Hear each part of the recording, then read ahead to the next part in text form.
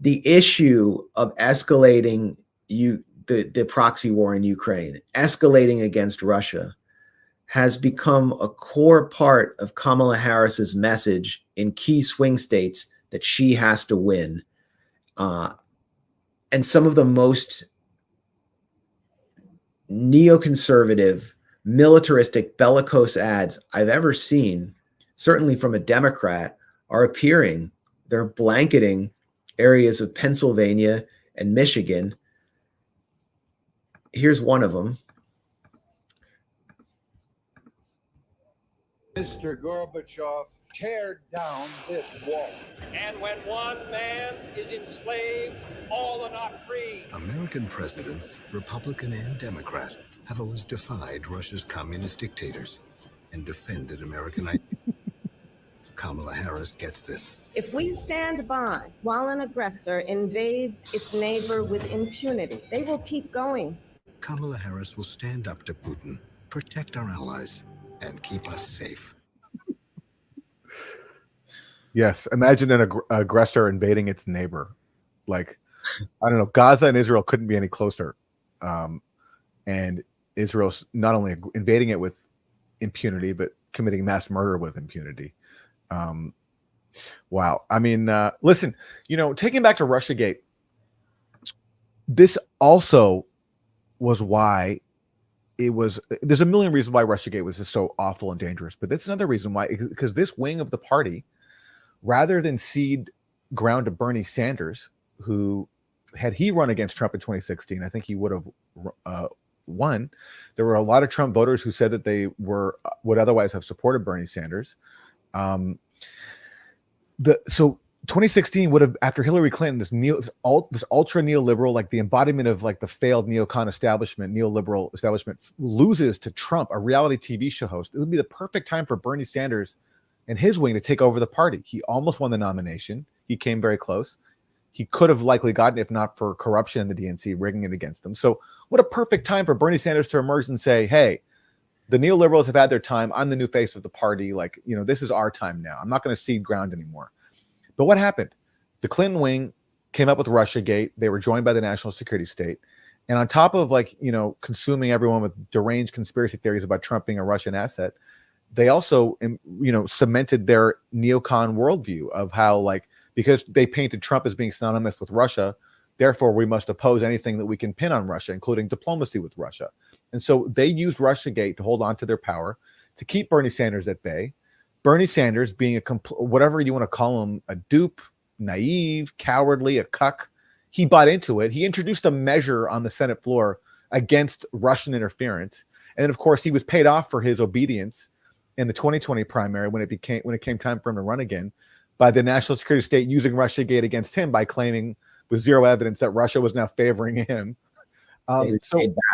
So this is yet another example of Russiagate was used to cement and actually, further entrench the Democratic Party's shift to the right, to the point where now you have them running ads like this, and if only Bernie Sanders had stood up and called this out as the scam that it was, maybe we'd be in a different situation.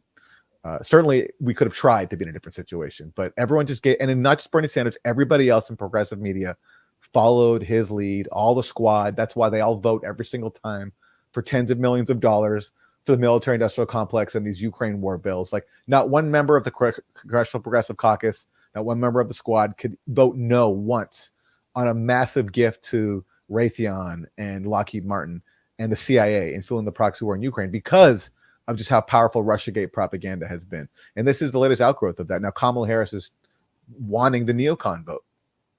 And there are also sort of demographic reasons why they're doing this.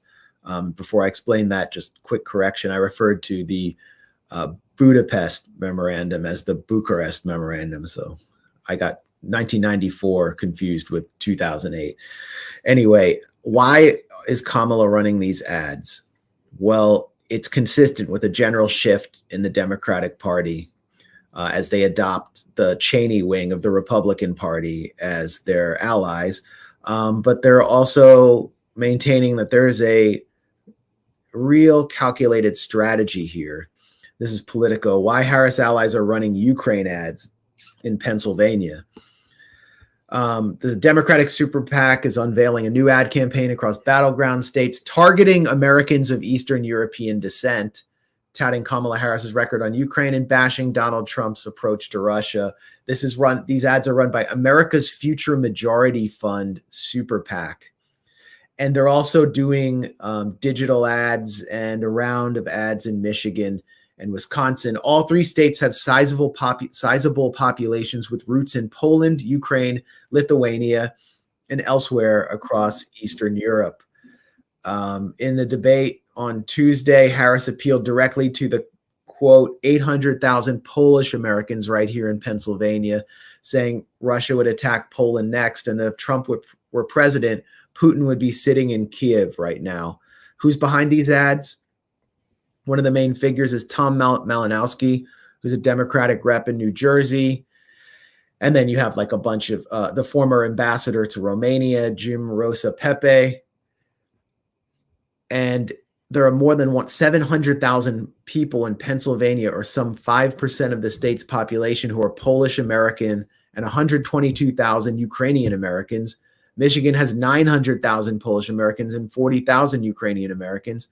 And Wisconsin has 480,000 Polish Americans. So they're appealing to Eastern European anti-communism the same way that the Republicans cater, and the Democrats too, cater to the anti-communism of the Cuban Americans in South Florida to maintain their stranglehold over Florida in national elections.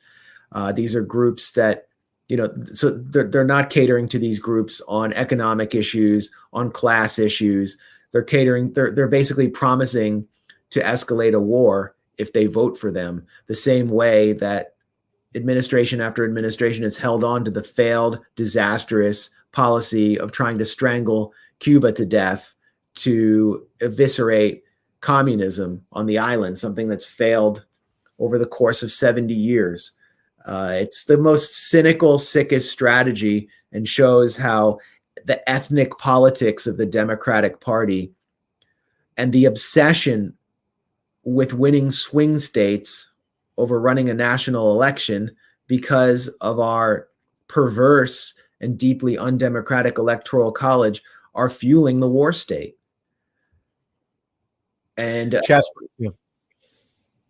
Well, just Chaz Freeman, the former Assistant Secretary of Defense, former U.S. diplomat, who I've interviewed a few times here for the Grayzone, he says that Clinton did something similar in the 90s, where basically he was talking out of both sides of his mouth when it comes to working with Russia.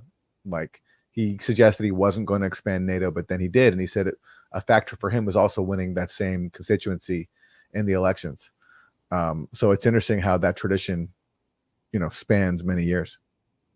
Yeah.